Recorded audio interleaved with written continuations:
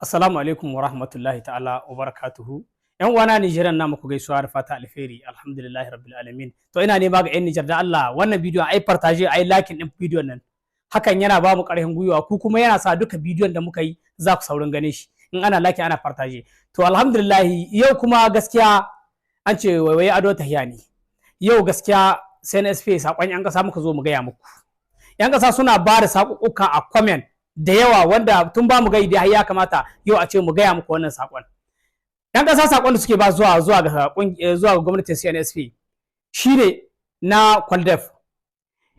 Mun ji an yi canje-canje har da shugaban Kwaldef an ce an canza. To wannan alhamdulillah da yake ba mu san bisa wace niyya kuka canza ba. Amma ba nan na gizo ga saka ba.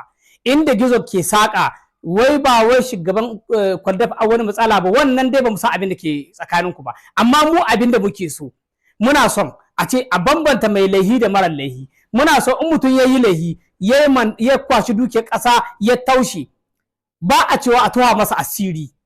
Jama'a ba a cewa wanda ya swaci moto, wanda wani yunwa ce ta sashi swata, a kame shi a liƙi a zo gaban kamera a aje shi ai mai tambayi ko kuma a godo shi bi za su kai shi gaban kamera, wanda yalla ma ai aka ba wani dan uwana shi dama yana iya zuwa ya biya abin da ya ci a sake shi, takan ɗaura wata matsala ta sashi wannan swata. Sai wanda ya ɗauki miliyariyoyi na ƙasa wai sai a je a duka a ce mai yayi a hankali ya biya a hankali yanda zai biya a cikin lokaci. Wannan abun shi dai ne muke ganin erar ne ga CNSP, erar ne kuma ga ƙasa. Wannan in an yi haka nan an ƙara ma swata wani valar ne, an ƙara ma ɓarayi wasu wani valar ne. Kada a dibi cewa wai an ruwa masa asiri matsayin shi na ɗan ƙasa babban mutum baya swata. Duk wani wanda an babban mutum aka kama shi swata ya kare girman shi, shine kare girma ne, ba wai gwamnati kuku kare mai girma ba. Kowane ne a hiddo a yi jijen shi yanda ake jujen ɓarawon da ya swaci moto. Haka muke bukata ga CNSP, haka muke so ga Kwaldef. Kenan wannan ayar doka da ta bada a ruhe mutum a towa mai asiri yayi wannan abun, gaskiya wannan muna so a yi modification wannan ayar ta doka. A gyara ta don Allah, a gyara ta, ya kamata kukan ganin 'yan ƙasa a saurare shi. In ka bincike ɗan ƙasa lallai mun sani Kwaldef ta yi aiki dan a tarihin duniya a tarihin Niger ba mu taɓa ji an aza wata ƙungiya mai binciken masu laihi wadda ta amsa kuɗi ga 'yan ƙasa waɗanda sun ka kwashi kuɗin ƙasa, wadda ta amsa kuɗi kamar yadda Kwaldef ta amso. Lallai a tarihin Niger ba mu da wannan, ba a taɓa aza wannan ƙungiyar ba. Kuma a hito a gaya ma 'yan ƙasa abin da an amso kamar yadda Kwaldef ta yi. Amma har yanzu da sauran zomo kaba. Gaskiya magana shine in wa an kai hakan ga kar ku dan mani ana hada da swata, ana ƙara ma swata kaimi ne ko gobe. Kuma ba za a taba barin swata ba a Niger. Ba za a taba ribda cike da duke ƴan ƙasa, ba za a taba bari ba.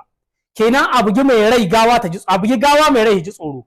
Waɗanda sun ga kaman na aka yi da su yanzu tun da an riga an sa doka, amma abin da muke so in za a yi modifiye CNSP kuna iya sa lokaci da lokaci kaza zuwa lokaci kaza duk wani wanda aka bi bashi na gwamnati wanda su ci kudin dukiyar gwamnati idan bai maida ba zuwa lokaci kaza, to gaskiya za a tsaye da shi kamar yadda 'yan ƙasa ke so a yi, za a yi mai shari'a yadda ta kamata, za a kashe shi gaban jiji, a yi mai shari'a war ta kamata. Irin abubuwan da za a amshe ya nashe amshe waɗanda za a komi a gaya mu duniya haka.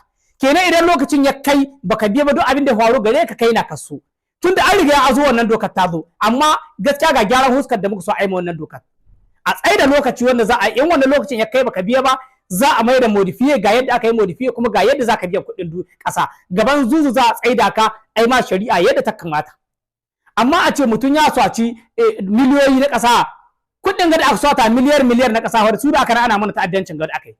Su ne annan suna yi ma 'yan ta'adda biya, suna sai ma 'yan ta'adda kayayyaki kuma ana komo ana yaƙan mu da kuɗin mu. Kenan gwamnatin Niger ya kamata ku dibi wannan ayar dokar. A dibi wannan ayar doka 'yan ƙasa sun jima suna kuka akan wannan wurin, kuma mun sani lalle tabba kun zo akan 'yan ƙasa, kuma mun gani kuna yi akan 'yan ƙasa tunda mun ga abubuwa da yawa. Kuka 'yan ƙasa kuna saurare duk inda abu aka yi ganin shi lalle insha Allah kuna hitowa ku gyara. Amma ya kamata har yanzu sai NSP da Kwaldef a tsaya a diba a gani menene ya kamata a shahim 'yan ƙasa wa'annan hawayen, saboda tsakani da Allah kun san swatar da aka yi a Niger, wallahi wani da aka kama ana tsaye da bakin tele ana gayin ya swaci kaza, wallahi wani yunwa ta sashi, wani bai da halin da zai yi na dole sai yayi wannan.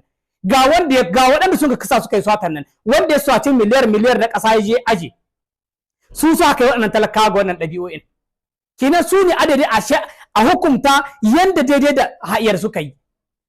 mun sani da cewa takan ɗaurowa yalla ko CNSP ko akwai yalla daga cikin mukarraban CNSP waɗanda aka ɗabani za a iya samu da wannan abin. To a bada lokaci, a bada lokaci, ku ne a sama, wanda a sama iko yau shine adda yuka shi adda naman shi. Ku dibi yadda za ta hidda ku yi mu dai a tabbatar da an ma 'yan ƙasa wanga kukan da suke kawowa gare mu masu bidiyuka. Muna so a dai yadda za a yi a ce an shahe masu wannan hawayen. Gaskiyar magana shine. Salamu alaikum wa rahmatullahi wa barakatuhu.